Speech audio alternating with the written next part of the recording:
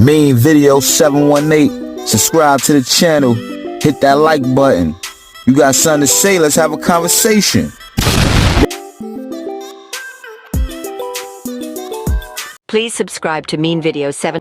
How well do you remember the notorious feud between Ice Cube and N.w.a? If you're a hip-hop enthusiast, the chances are that this rap battle rings a bell. It was a feud that shook the hip-hop world to its core, a battle of words and reputations, fought on a stage where the only weapon was a microphone. Ice Cube, a founding member of the Compton crew n.w.a, found himself at odds with his bandmates. The disagreement was rooted in financial disputes and creative differences, leading to Cube's departure from the group. This exit was not a quiet one, however. It was marked by the release of a diss track that would become one of the most talked about songs in the history of hip-hop, No Vaseline. No Vaseline was Ice Cube's response to feeling slighted by his former crew. Cube had issues with the group's management, feeling that he wasn't getting his fair share. This frustration was poured into the lyrics of No Vaseline, a scathing attack aimed directly at his former bandmates Eazy-e, Dr. Dre, MC Ren, DJ Yella, and their manager, Jerry Heller. The track was ruthless and unforgiving, with Cube pulling no punches. He called out each member of N.w.a, criticizing their loyalty and questioning their authenticity. The intensity of this feud was felt throughout the hip-hop community. Fans and fellow artists alike were taken aback by the raw emotion and brutal honesty of Cube's lyrics. It was a bold move, a statement of independence and self-worth from an artist who refused to be silenced. This feud had a significant impact on the hip-hop scene. It showed that even the tightest crews could fall apart, that the bonds of brotherhood could be broken by business. It highlighted the harsh reality of the music industry, where money and power can overshadow artistic integrity. But most importantly, it reminded us that hip-hop is a platform for expression, a space where artists can voice their truths, no matter how uncomfortable they may be. Ice Cube's No Vaseline was a brutal call-out, making this feud one for the history books. This battle serves as a testament to the power of words and the impact they can have when delivered with conviction and courage. Ever heard of the misunderstanding that sparked the feud between BDP and the Juice Crew? Well, let's take a stroll down memory lane. The bridge in question here is the Queens Bridge, an integral part of New York's hip-hop landscape. This misunderstanding arose from MC Shan's track, aptly titled The Bridge.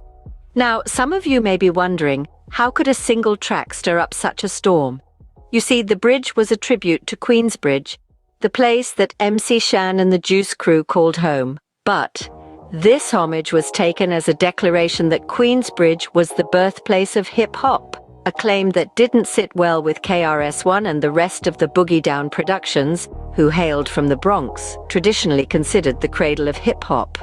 And so the battle lines were drawn. The feud escalated with a series of diss tracks flying back and forth. On one side, we had BDP firing shots with their iconic track, The Bridge Is Over. And on the other, Juice Crew retaliating with equally fierce tracks. The energy, the wordplay, the beats, everything about this battle screamed hip-hop. But what makes this feud so significant? Well, it wasn't just about territorial claims or lyrical prowess. It was about defending the legacy and roots of hip-hop. It was a battle that tested the mettle of the artists involved, pushing them to elevate their craft. And boy, did they deliver.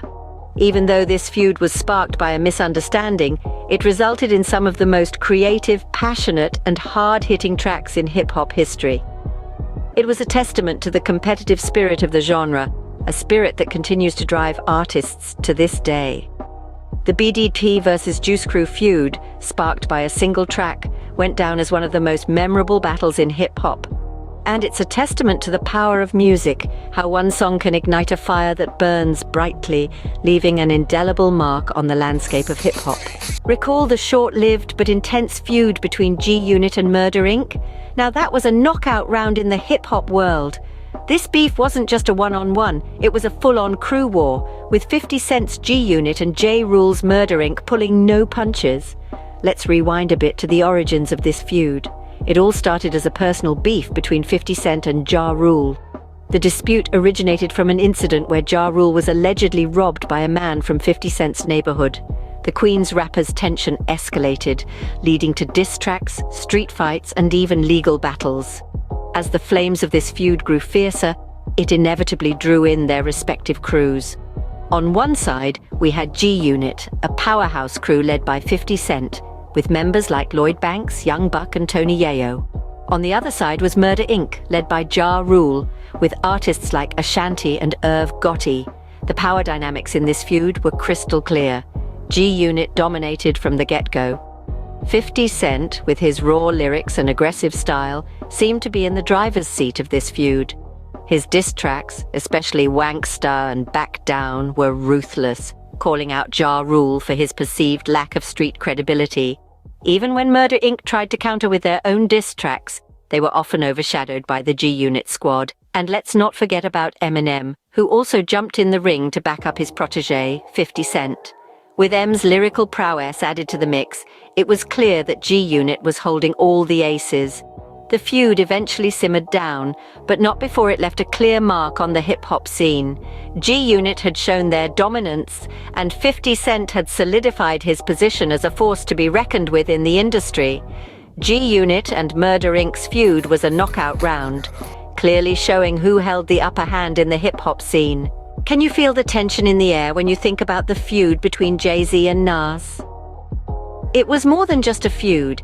It was a clash of two titans, each standing atop their own empires, each with a unique style and loyal fan base.